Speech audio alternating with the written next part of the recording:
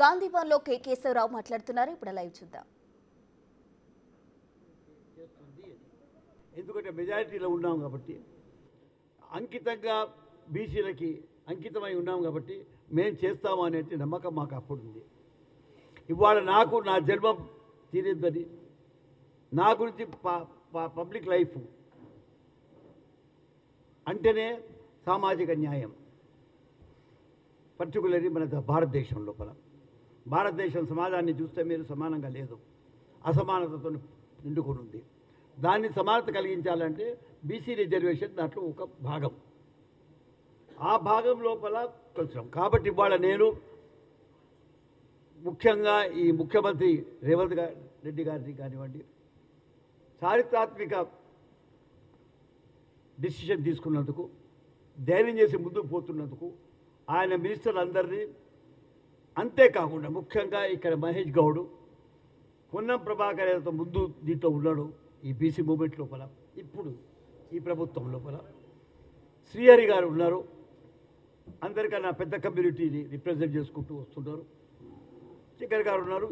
వీళ్ళంతా వీళ్ళ యొక్క ఉద్యమాన్ని మనం కొంచెం కూడా కించపరచలేమని, తక్కువగా చూపించలేమనేసి పూర్తి నమ్మకం నాలో ఉండి ఒక మాట చెప్పాలనుకుంటున్నాం.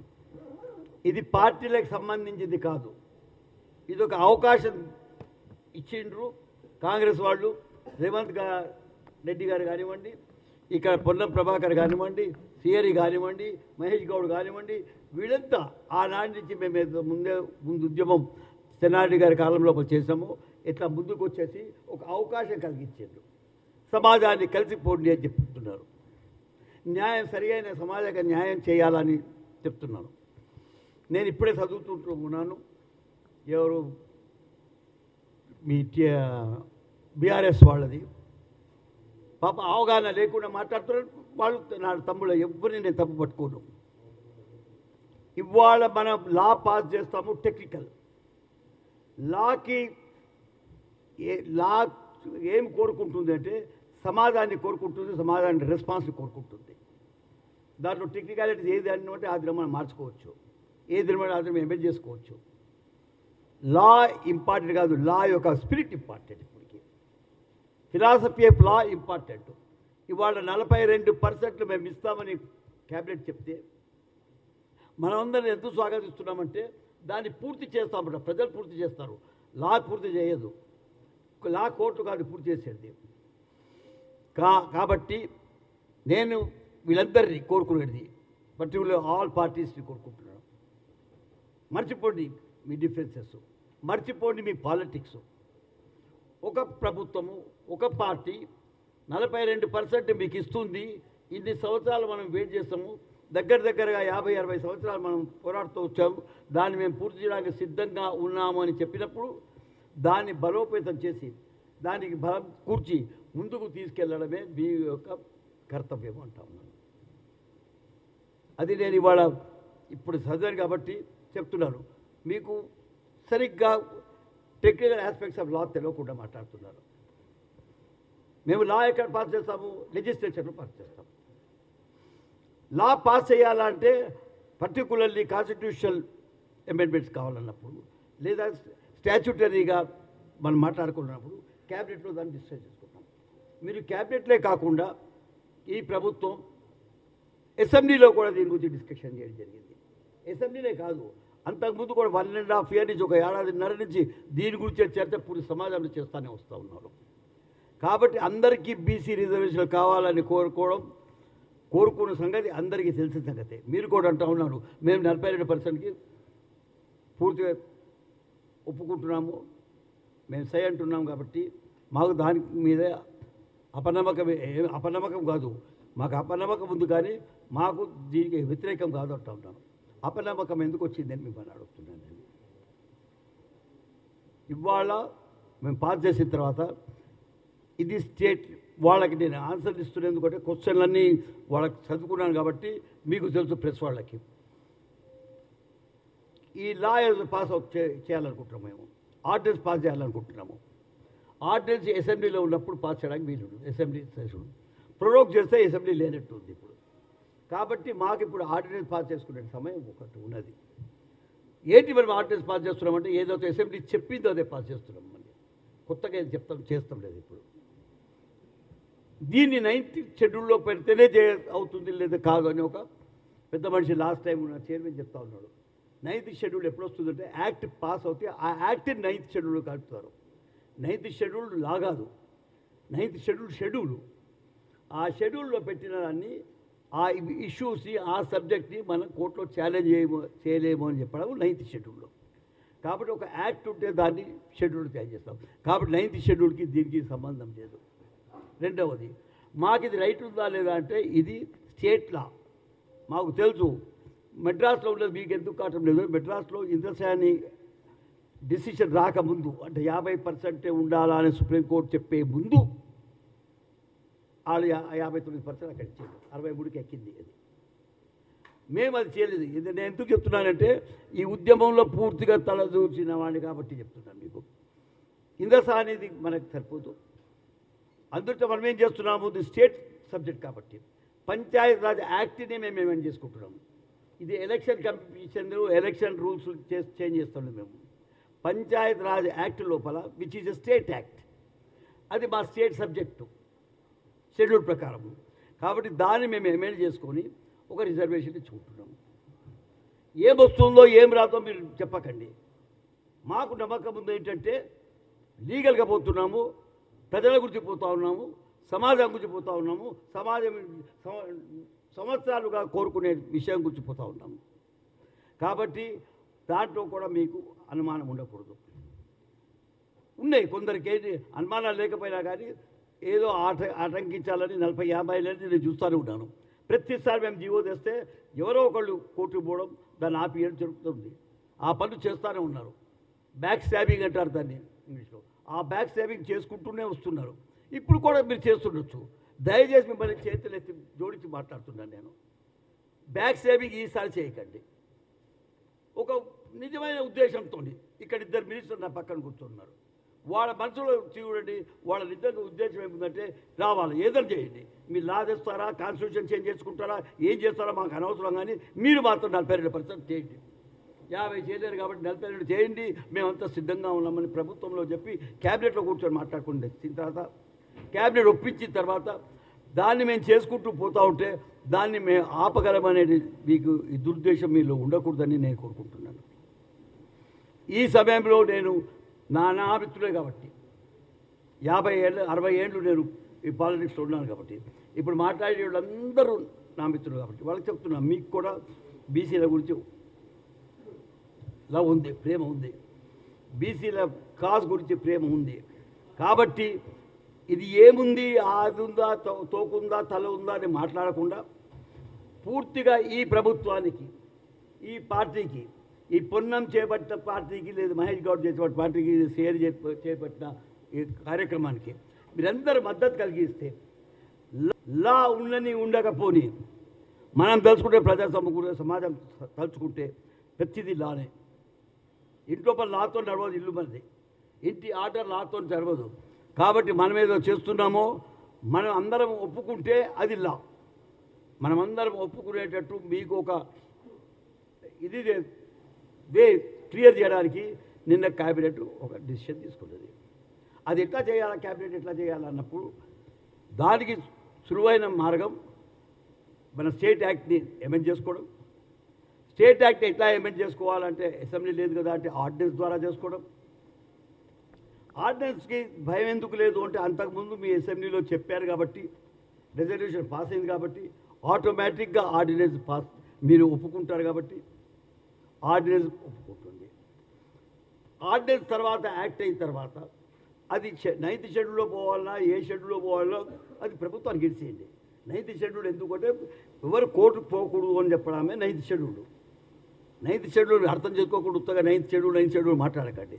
కాబట్టి 9th షెడ్యూల్ అంటే ఏదైనా యాక్టు ఒక షెడ్యూల్లో తీసుకుంటా దాన్ని మనం కోర్టు లోపల ఛాలెంజ్ చేయలేము.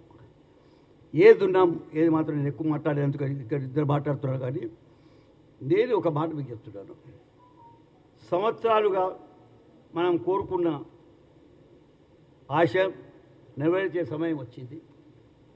పూర్తి మనం చేసుకోగలము.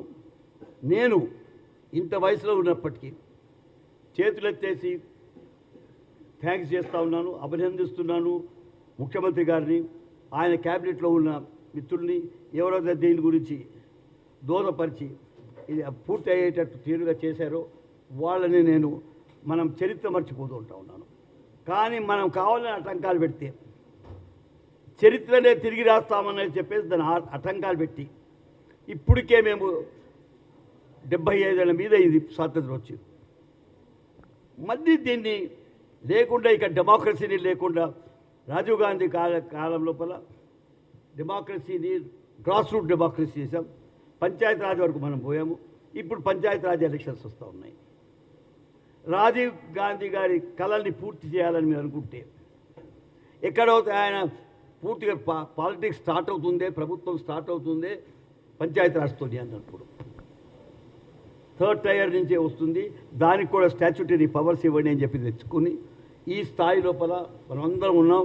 ఏదో మనం ఆ స్థాయి నుంచి పనిచేసుకుంటూ వస్తున్నాం. కాబట్టి ఇవాళ రేవంత్ రెడ్డి గారి ప్రభుత్వం, రేవంత్ రెడ్డి గారు ముఖ్యంగా నా దగ్గర పక్కన కూర్చున్న మినిస్టర్సు, మరి ఇక్కడ మహేష్ గౌడ్, వాళ్ళ ఎంత పెద్ద కాంట్రిబ్యూషన్ ఉందో నేను మాటల్లో చెప్పలేదు. ఎందుకంటే ఎన్ని మాటలు చెప్పినా కానీ అది తక్కువనే అవుతుంది. నేను చూశాను, ఉద్యమం చూశాను. కాబట్టి తెన్నారెడ్డి కాలం లోపల మేము చేసే ఉద్యమము, మేము బ్రహ్మాందరెడ్డి కాలం లోపల 10% ఫస్ట్ మాకు ఇచ్చారు. అయిన తర్వాత చెన్నారెడ్డి వచ్చిన తర్వాత దాన్ని 15 చేశాం.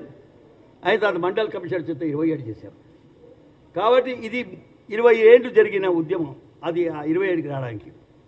ఇప్పుడు లేక మీరు 42 ఇస్తున్నామని చెప్తే మన కళలు పూర్తిగా నెరవేరుతాయి. పూర్తి కాకపోయినా నేను చెప్తున్నాను. ఇది చెప్పిన తర్వాత రెండో మాట ఒక్క మాట చెప్తాను. ఇది కాదు, మళ్ళీ నేను వాళ్ళ పొద్దున్న నుంచి అపోజిషన్ లీడర్లతో కూడా మాట్లాడాను. నేను శ్రీనివాస్ గౌడ్తో, యాదవ్తో కూడా మాట్లాడడం జరిగింది. నేను మీ ఈ పిల్లర్తో కూడా తీన్మార్ మల్లారెడ్డి గారితో మాట్లాడడం జరిగింది, నిరంజన్తో మాట్లాడడం జరిగింది, యాదవ్తో మాట్లాడడం జరిగింది. పెద్దతో ఎందుకు మాట్లాడుతున్నానంటే ఇది నా గురించి సామాజిక విప్లవం. దీంతోనే డెమోక్రసీకి ట్రూత్ వస్తుంది, డెమోక్రసీకి స్ట్రెంత్ వస్తుంది. కాబట్టి మీరు దయచేసేసి ఈ మెజారిటీలో ఉన్న సెక్షన్స్ అవుతున్నాయో సమాజం లోపల, ఆ మెజారిటీ సెక్షన్స్ని పాలిటిక్స్లో లేకుండా దూరం చేయకండి. వాటిని పాలిటిక్స్ లోపల రాజ్యాధికంగా వచ్చేటట్టు చూడండి అని నేనేం చెప్తున్నానంటే దీంతో సరిపోదు. సంతోషంగా ఉంది, చాలా సంతోషంగా ఉంది 42% రావడం. కానీ నేను దీంతో సంతృప్తి చెందేవాడిని కానీ ఇప్పుడు చేసిండు కాబట్టి, లేకపోతే సంతృప్తి అయ్యేది నాకు. మీరు చేశారు కాబట్టి మేము అడుగుతున్నది ఇదంతా రాజాధికారం గురించే, రాజ్యాధికారం గురించే. ఇది ప్రతి ఈ సొసైటీ, ఈ బడుగు వర్గాలు అడుగుతున్నాయి. వేరే వాళ్ళకి వ్యతిరేకం కాదు, బీసీలు వేరే కులాలకు వ్యతిరేకం కాదు. కానీ వాళ్ళ పవరు, వాళ్ళ షేరు వాళ్ళకి ఇవ్వాలా అని తీసుకుంటామని కోరుతున్నారు.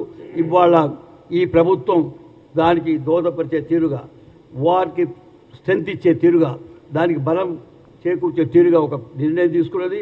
ఆ నిర్ణయాన్ని పూర్తి ఈ స్టేటే కాదు, ఈ పూర్తి సమాజం, దేశంలో ఉన్న సమాజం. ఎందుకంటే రాహుల్ గాంధీ గారు మీకు ఇది సెన్సెస్ కావాలన్నప్పుడు, క్యాస్ట్ సెన్సెస్ కావాలన్నప్పుడు ఆయన ఉద్దేశం కూడా అదే. ప్రజలకు తెలియనివ్వండి, ఈ దేశానికి తెలియనివ్వండి మెజారిటీ ఎవరి దేశంలో. ఆ మెజారిటీ లేకపోతే, మెజారిటీని మనం భాగస్వామ్యం చేయకపోతే అది డెమోక్రసీనే కాదు, అది ప్రజాస్వామ్యం కాదు అన్నారు. కాబట్టి మీరు వీటన్నిటికీ మేము కట్టుబడి ఉన్నాము, దాన్ని ముందుకు తీసుకెళ్తున్నాము. నేను ఈ 86 సంవత్సరంలో ఉన్న నేను ఈ వయసులో ఒక మాట చెప్తున్నాను. నేను దీవించే రైట్ నాకు ఉన్నప్పటికీ మిమ్మల్ని థ్యాంక్స్ చేస్తూ ఉన్నాను. శ్రీ గారిని కానివ్వండి, పొన్నం గారి కానివ్వండి, మీ అందరినీ థ్యాంక్స్ చేస్తున్నాను. ఎందుకంటే మేము కోరుకున్నది ఎప్పటి నుంచి, నేను 78 లోపల మినిస్ట్రీ అయినా అప్పటి నుంచి వెయిట్ చేస్తున్నా. ఇది దాన్ని మీరు పూర్తి చేశారు కాబట్టి, పూర్తి చేసే తీరుగా ముందుకు తెచ్చారు కాబట్టి మా ఎదురుగా ఒక ప్రతిపాదన పెట్టారు. ఆ ప్రతిపాదనని మేము పూర్తి చేసుకుంటే, అందరం కలిసి చేసుకుంటే ఈ సమాజానికి మనం సేవ చేసిన వాళ్ళం అవుతాం. అన్నెసరీగా టెక్నికల్ తెలియకుండా, లా తెలియకుండా ఇవాళ మాట్లాడిన బీఆర్ఎస్ వాళ్ళు అందరు మాట్లాడి మినిస్టర్స్ ఉంటాయి, కానీ ఎవరికి మధుసూదనాచార్య నేను ఇప్పుడు ఎందుకు మాట్లాడానంటే క్రిటిసైజ్ చేసే మూడ్లో నేను, కానీ వాళ్ళందరికీ చెప్తున్నా, మీరు కొంచెం అంతా పాలిటిక్స్ చాలా చేస్తున్నారు. దీంట్లో పాలిటిక్స్ చేయకండి. మేము 100 సంవత్సరాల నుంచి పాలిటిక్స్కి దూరం ఉండి మా రైట్లు మాకు కావాలని కోరుకుంటూ ఉద్యమం చేశాం. కాబట్టి ఇప్పుడు ఎప్పుడో ఒక ప్రభుత్వం ముందుకు వచ్చేసి ఈ పని చేస్తామని చెప్పి మనం కోరుకున్న పని పూర్తి చేస్తామని చెప్పినప్పుడు మనం దానికి ధన్యవాదాలు తెలిపారు, కానీ ఉత్తగా మాట్లాడుకోవడం లాభం లేదు. వాళ్ళకు కూడా చెప్తున్నా, అందరం కలిసి రేవంత్ రెడ్డి ప్రభుత్వానికి థ్యాంక్స్ చేస్తూ, ఇప్పుడున్న కాంగ్రెస్ పార్టీ నిజంగానే పూర్తి చూశాను. నేను మాట్లాడే పొద్దున పార్టీ కాంగ్రెస్ పార్టీ వాళ్ళతో కూడా పొన్నంతో కూడా పొద్దున్నే 8 గంటలకు మాట్లాడడం జరిగింది. ఎంత చూస్తూ ఉంటే వీళ్ళ లోపల ఆ నిశ్చితార్థ ఉన్నది. కాబట్టి దాన్ని మనం పూర్తి చేయించుకుందాం. ఈ మూమెంట్ని పెద్దగా చేద్దాం. ఇది బీసీ మూమెంట్ అంటే ప్రజా మూమెంటు, అంటే మెజారిటీ మూమెంటు. దీని వెంబడి ఉన్నది ఎస్సీలు ఉన్నారు, దీని వెంబడి ఎస్టీలు ఉన్నారు, మైనారిటీస్ ఉన్నారు. అందరినీ చూసుకుంటే మీరు 70 to 80% పీపుల్ ఉన్నారు. కాబట్టి వాళ్ళ ఉద్యమాన్ని నీరు కార్చకండి, ఉద్యమం పోనివ్వండి. ఏదున్నా కష్టాలు ఉన్నా దాన్ని ఎదురుతున్నాను. మీరు కూడా కలిసి రండి. మనం కలిసి ఏదైనా కష్టం వచ్చింది అనుకుంటే, లాలో కష్టం వచ్చింది అనుకుంటే, కోర్టులో కష్టం వచ్చింది అనుకుంటే, లేదా అడ్మినిస్ట్రేషన్లో కష్టం వస్తే మీరు కూడా సహకరించండి. దాన్ని పూర్తి చేసుకుంటాం. ఈ ప్రభుత్వం దిక్కు కూడా నాకు రేవంత్ రెడ్డి గారు మంచిగా తెలుసు కాబట్టి వారి దిక్కు కూడా మీకు ప్రామిస్ చేస్తున్నాం. ఏ కష్టాలున్నా మీరేదో ఇప్పుడు చెప్తా ఉన్నారు, డెడికేటెడ్ కమిషన్ పెట్టలేదు. డెడికేటెడ్ కమిషన్ పెట్టాము. నేను దాంట్లో మెంబర్గా ఉన్నాను, క్యాబినెట్ కమిటీలో మెంబర్గా ఉన్నాను. అన్నీ చూసాము. పూర్తిగా ఎన్ని చేయాలో ప్రతి మీటింగ్లో కూడా ఏజీని వేరే వాళ్ళని లీగల్ ఎక్స్పర్ట్స్తో మాట్లాడుకుంటూ ఈ పనిని ముందుకు తీసుకెళ్ళాము. పూర్తి సరైన పని చేశాము. అప్పటికి ఇప్పటికి ఏమైనా టెక్నికల్ చిన్నగా ఉంటే దాన్ని మనం ఎదుర్కొందాం, వారిని పూర్తి చేసుకుందాం, వారిని సర్దిద్దుకుందాం. మీ అందరి సహకారం ఉంటే, నేను అన్ని పార్టీలకు చెప్తున్నా, సహకరించండి. 42% ఈ ప్రభుత్వం ఇచ్చింది. కాంగ్రెస్ ఇచ్చింది కాబట్టి నేను అపోజ్ చేస్తా అనకండి, కాంగ్రెస్ ఇచ్చింది కాబట్టి ప్రజలను అపోజ్ చేస్తా అనకండి. మీరు ఇది ప్రజల గురించి చేసే కార్యక్రమం. ఇంత పెద్ద కార్యక్రమము ఏ పార్టీ ఏ పొలిటికల్ మూమెంట్లో ఆ దినం మండల కమిషన్ మూమెంట్లో వచ్చినట్టు మూమెంటు అంతకన్నా పెద్ద మూమెంట్ కాబోతుంది ఇది అని చెప్తున్నాను నేను. మండల కమిషన్ కన్నా పెద్ద మూమెంట్ కాబోతున్నది. దానికి దోహదపరిచిన ఈ ప్రభుత్వం రేవంత్ రెడ్డి గారి ప్రభుత్వానికి నేను ధన్యవాదాలు తెలుపుకుంటూ సెలవు తీసుకుంటున్నాను. గౌరవ శ్రీహరి గారు నువ్వు మాట్లాడుకోవద్దు.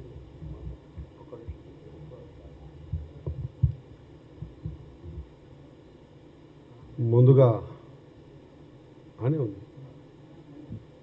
మీడియా మిత్రులకు నమస్కారం.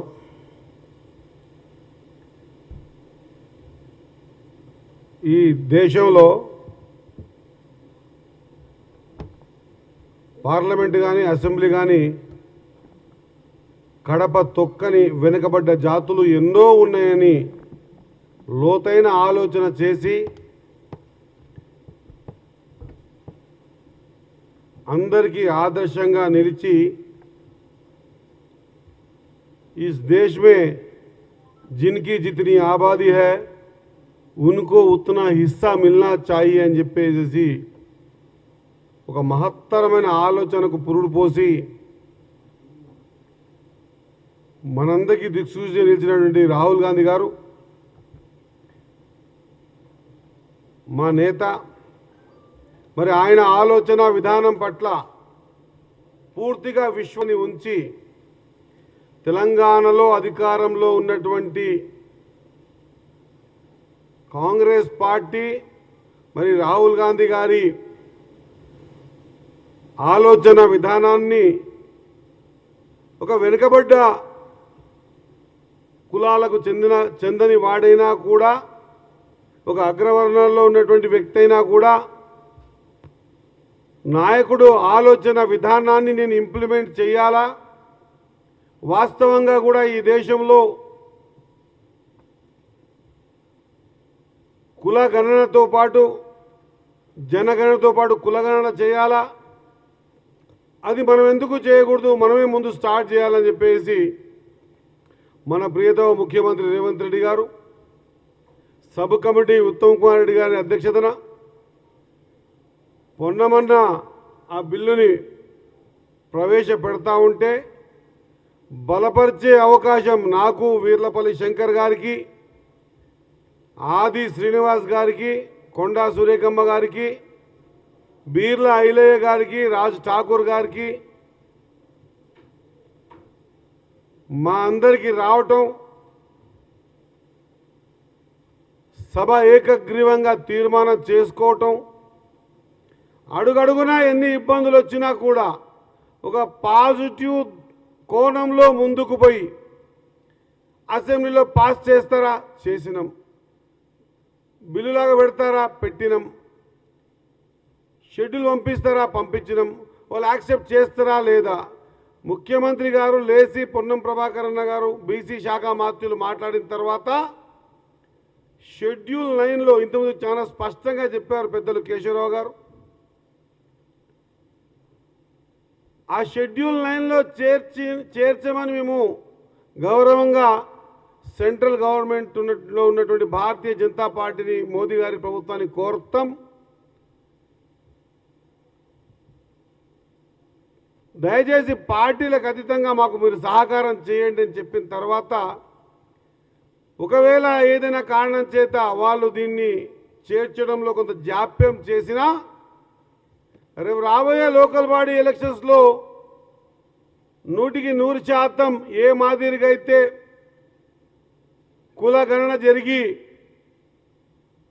ఒక కులగణన బీసీలకు ఒక్కటే కాదు, బీసీలు, ఎస్సీలు, ఎస్టీలు, మైనారిటీలు, ఓసీలు ఎవరు ఎంత ఉన్నారో నిర్ధారణ చేసుకొని సైంటిఫిక్గా చేసుకున్న తర్వాత 9th షెడ్యూల్లో ఇది చేయడంలో కొంత జాప్యమైన ఖచ్చితంగా తెలంగాణ రాష్ట్రంలో రాహుల్ గాంధీ గారి ఆలోచన విధానాన్ని మేము ఇంప్లిమెంట్ చేస్తామని 42% ఖచ్చితంగా బీసీలకు రిజర్వేషన్స్ ఇస్తామని చెప్పేసి చెప్పిన మాటను నిలబెట్టుకోవడానికి నిన్న క్యాబినెట్లో చర్చించుకొని ఆమోదం తెలుపుకున్న సందర్భాన ఆ కార్యక్రమానికి ఈరోజు ఇక్కడ విచ్చేసిన మా పెద్దలు కేశవరావు గారు, మాజీ మంత్రివర్యులు, మాజీ పిసిసి అధ్యక్షులు, మా అన్న పొన్నమన్న జీవితం ధన్యమైంది అనుకుంటా నాకు తెలిసిన కాడికి. తన రాజకీయ జీవితంలో ఒకసారి తెలంగాణ పార్లమెంట్లో పాస్ చేసేటప్పుడు తన కండ్లల్లో పెప్పర్ స్ప్రే కొట్టినా కూడా కండ్లు పోతే పోని కానీ తెలంగాణ రావాలనే ఆకాంక్షతో ఆ రోజున్నటువంటి అందరూ ఎంపీలు పోవడంలో అన్న అగ్రగామిగా ఉండి చేయడం జరిగింది. అందరితో పాటు అన్న కూడా పోవడం జరిగింది. అదొక అదృష్టమైతే తను బీసీ శాఖ మాత్యులుగా ఉన్నప్పుడు ఈ బిల్లుని అసెంబ్లీలో ప్రవేశపెట్టే అవకాశం వచ్చి మరొకసారి తన జీవితాన్ని ధన్యం చేసుకున్నాడని నేను పరిపూర్ణంగా విశ్వసిస్తూ అన్నగారికి నమస్కారం తెలియజేసుకుంటూ, మరి అదేవిధంగా సామాజిక న్యాయం అంటేనే కాంగ్రెస్ పార్టీ. గతంలో మనం ఎప్పుడు తీసుకున్నా కూడా ఇప్పుడు మనం మాట్లాడుతున్న గాంధీ భవన్లో ముఖ్యమంత్రి ఓసీ వర్గానికి చెందితే బీసీ వర్గానికి ఖచ్చితంగా పిసిసి అధ్యక్ష పదవి ఇచ్చిన సందర్భాలు మనం చూసాం. ఈరోజు కూడా చూస్తూ ఉన్నాం. మరి ఈరోజు కూడా మహేష్ అన్న మన పిసిసి అధ్యక్షుల వారి కూడా ఆలోచన విధానం మేరకు అదే మాదిరిగా సామాజిక న్యాయానికి ఈరోజు దిక్సూచిగా అతి చిన్న సామాజిక కులానికి చెందినటువంటి వ్యక్తి కూడా ఈరోజు రాణించగలుగుతాడు, చట్టసభలకు రాగలుగుతాడు.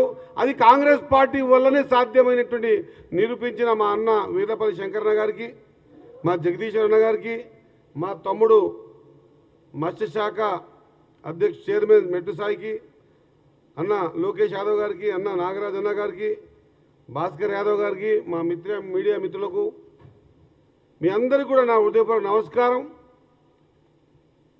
వాస్తవంగా చెప్పాలంటే కేశవరావు గారు చాలా సంక్షిప్తంగా చెప్పారు, కానీ ఒక్క మాట చెప్పి నేను ముగిస్తా. మరి ఎందుకు ఈ విధంగా ఒక ప్రయత్నం చేస్తూ ఉన్నారో, ఈ ప్రయత్నం చేసేదాన్ని కూడా కౌంటర్ ఇవ్వచ్చు, కానీ నేను రిక్వెస్ట్ చేస్తూ ఉన్నా. మరి 84-86 సంవత్సరాల వయసు కలిగిన వ్యక్తే చేతులు జోడించి నమస్కారం చెప్పి దీంట్లో మాత్రం అడ్డకు రాకండి అని చెప్తున్న సందర్భాన మరి మేము నిజంగా కూడా మనస్ఫూర్తిగా అందరినీ వేడుకుంటున్నాం. ఈ కార్యానికి 42% రిజర్వేషన్ ప్రక్రియకు ఇంకా మీరేమైనా ఏది ఆర్డినెన్స్ తీసుకుంటున్నామో దానికి కాకుండా ఇంకా ఏమైనా చేస్తే బెటర్గా అవుతుంది, 42% ఇవ్వండి అని, లేదా 42% కంటే ఇంకా ఎక్కువ ఇవ్వండి అని అడిగే ఆలోచన విధానంతో ముందుకు రావాలి. కానీ ఒక మంచి కార్యం జరుగుతున్నప్పుడు దయచేసి సమాజం ఆలోచన చేస్తూ ఉన్నది, వెనుకబడ్డ తరగతులు ఆలోచన చేస్తూ ఉన్నారు. ఈ అంశం పట్ల ఎవరెవరి ఆలోచన విధానం ఏ విధంగా ఉందో సభ్య సమాజం ఆలోచన చేస్తూ ఉన్నది. కాబట్టి దయచేసి ఇప్పటికి కూడా దీన్ని వేరే కోవకు లేదా క్రిటిసిజంకి పోకుండా ఒక రిక్వెస్ట్ జోన్లో ఈ కార్యక్రమాన్ని సజావుగా 42% ఇప్పుడున్నటువంటి లోకల్ బాడీ ఎలక్షన్స్లలో రిజర్వేషన్ ప్రక్రియని పరిపూర్ణంగా కొనసాగించేందుకు మీ సహకారం కావాలా, మీరు కూడా మాతో కలిసి రావాలని కోరుకుంటూ వెనుకబడ్డ మాలాంటి ప్రజాప్రతినిధులందరి తరఫున బీసీ కమ్యూనిటీస్ తరఫున, SC ST BC minority communities తరఫున అయితే ఈ కార్యక్రమాన్ని కులగణన చేసినందుకు ధన్యవాదాలు గతంలో కూడా తెలిపిన మళ్ళొకసారి తెలుపుతూ యావత్ బీసీ సమాజం, తెలంగాణ బీసీ సమాజం తరఫున ప్రియతమ ముఖ్యమంత్రి రేవంత్ రెడ్డి గారికి, అదే మాదిరిగా ఈ ఆలోచన విధానాన్ని ఇప్పుడు పోపించి ఈరోజు అందరి ఆలోచన విధానంలో అందరి మదిలో బెదిలేటట్టు చేసినటువంటి మా ప్రియతమ నాయకుడు రాహుల్ గాంధీ గారికి, ఇలాంటి నిర్ణయాలు తీసుకోగలిగేటువంటి శక్తి, వెనుకబడ్డ జాతుల గురించి ఆలోచన చేసేటువంటి విధానం కలిగినటువంటి కాంగ్రెస్ పార్టీకి అధినాయకత్వానికి కూడా హృదయపూర్వక నమస్కారాలు తెలియజేసుకుంటూ ఈరోజు యావత్ తెలంగాణ అంతా జిల్లా మండల హెడ్ క్వార్టర్లలో సంబరాలు జరుగుతూ ఉన్నాయి. ఎన్నో సంవత్సరాల కళ ఈరోజు నెరవేరబోతూ ఉందన్నట్టు ఆశతో అందరూ కూడా సంబరాలు చేసుకుంటున్నప్పుడు ఖచ్చితంగా మీరు కూడా అదే పద్ధతిలో నడుచుకోవాలని కోరుకుంటూ విన్నవించుకుంటూ మరి ఇంత చక్కటి అవకాశాన్ని ఆ అవకాశం ఇచ్చినప్పుడు మాలాంటి బీసీ నాయకత్వం ఉన్న సందర్భాల్లో రావడం అనేది మా అదృష్టంగా భావిస్తూ ముగిస్తా ఉన్నా. ధన్యవాదాలు.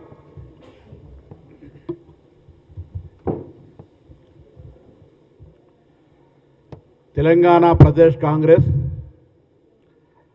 ఆనాడు రాహుల్ గాంధీ గారి ఆలోచన మేరకు పిసిసి అధ్యక్షుడిగా రేవంత్ రెడ్డి గారు, కార్యనిర్వాహక అధ్యక్షుడిగా మహేష్ కుమార్ గౌడ్ గారు, మిగతా కార్యవర్గం అంతా తీర్మానం చేసుకొని బీసీ డిక్లరేషన్ పేరు మీద అక్టోబర్ మాసం లోపల 2023లో కాంగ్రెస్ను గెలిపివ్వండి, 42% తెలంగాణలో బీసీలకు రిజర్వేషన్ ఇస్తామనేటువంటి మాట తీర్మానం చేసినాం.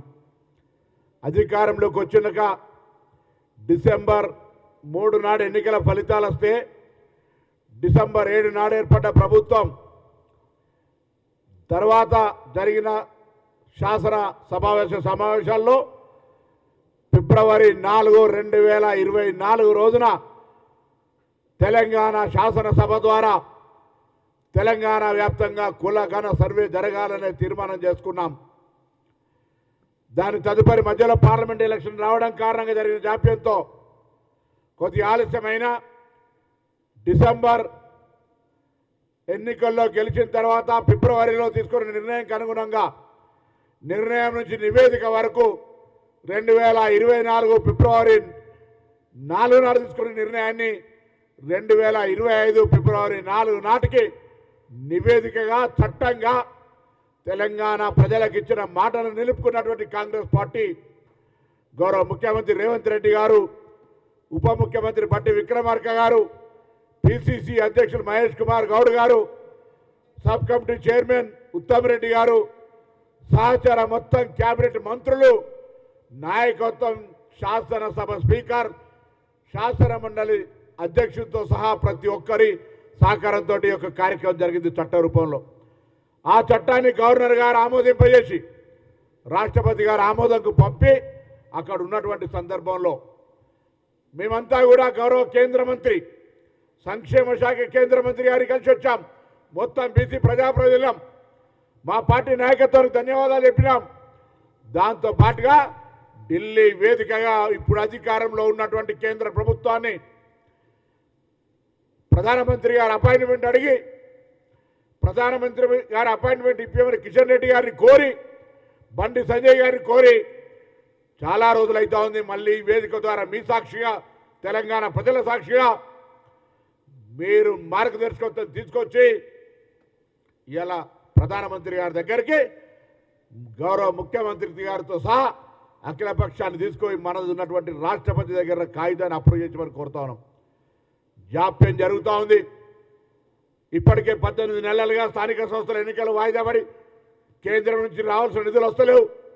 కానీ ఎక్కడా చెల్లించకుండా మా ప్రభుత్వం ఎన్నికల్లో ఇచ్చిన వాగ్దానమైన 42% రిజర్వేషన్ అమలు చేయాలనేటువంటి లక్ష్యంతో న్యాయపరమైన చిక్కులు రావద్దని డెడికేషన్ కమిషన్ ఏర్పాటు చేసుకొని పంచాయతీరాజ్ చట్టంలో ఉన్నటువంటి మాటను తీసేసుకొని ఆర్డినెన్స్ తెచ్చుకొని ఇవాళ 42% రిజర్వేషన్లకు అన్ని రకాలుగా మార్గాన్ని సుగమం చేసుకుంటూ పోతా ఉన్నాం. కానీ పుట్టుకతోటి బలహీన వర్గాలకు వ్యతిరేకం మండల కమిషన్ వస్తే కమండలం పేరు మీద రిజర్వేషన్లు కనబడకుండా చేయాలనే ప్రయత్నం చేసినారు. తెలంగాణ భారతీయ జనతా పార్టీ అధ్యక్షుడు ఒక బలహీన వర్గాల బిడ్డ బండి సంజయ్ ఉంటే పీక్ టైంకి వచ్చేటప్పటికి కారణం లేకుండా తొలగించేసారు. ఇవాళ భారతీయ జనతా పార్టీ తెలంగాణ నిరపేద ఉద్యమం జరుగుతుంటే బీసీలు ముఖ్యమంత్రి అభ్యర్థిని ప్రకటించిన పార్టీ శాసనసభ పక్ష నాయకుడిని బీసీలకు ఇయ్యలే.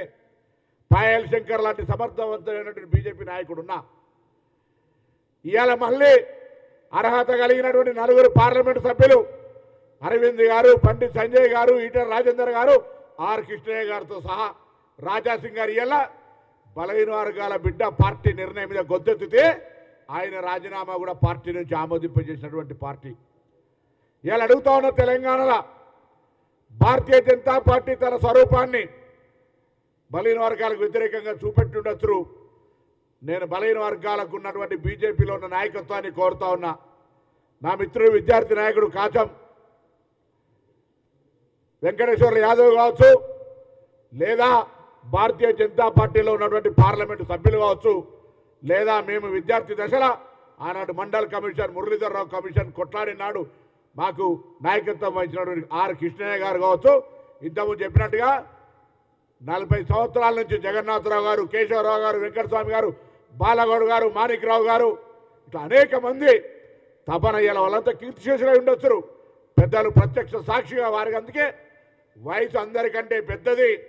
ఇప్పుడున్న రాజకీయ జీవితంలో మల్లికార్జున గారితో సహా ఉన్నటువంటి వయసున్న వ్యక్తి 2 చేతులెత్తి దండం పెడతా ఉన్నాడు. అర్థం చేసుకోండి.